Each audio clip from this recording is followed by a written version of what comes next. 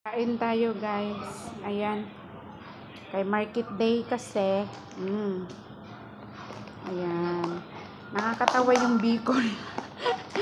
Since namimiss kong kumain ng biko guys. At wala akong time magluto. Ayan. Alam nyo ba guys. Iba yung sa Chinese. Biko nila. Pero alam mo. Hindi to biko sa kanila eh.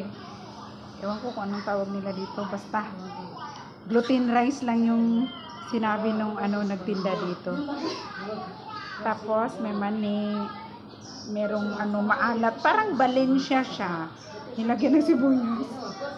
Masarap daw to guys, kaya sabi niya, try mo.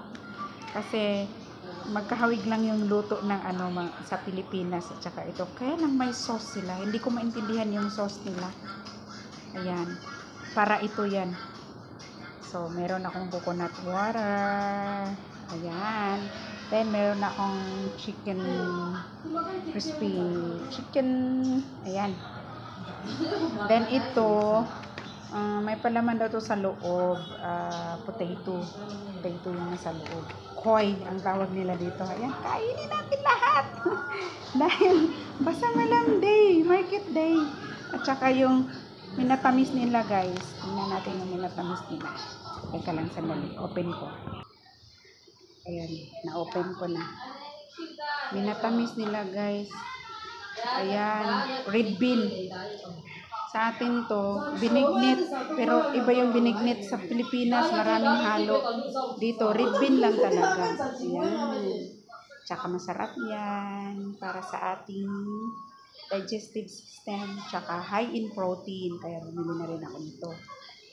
Kaya, yan lang guys. This is my vlog for today. Mukbang si Alma. Ayan. Habang may food, kumain. Habang may oras kumain, kumain ka ng kumain. Dahil pagdating ng work, wala ding oras kumain. Kaya yan. Time to eat. Let's eat guys. Ay, meron pa pala ako guys. Meron pa pala guys. Yan.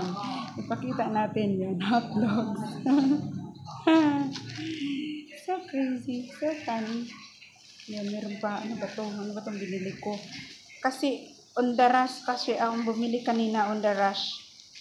Sa tinatawag ng trabaho. Ayan.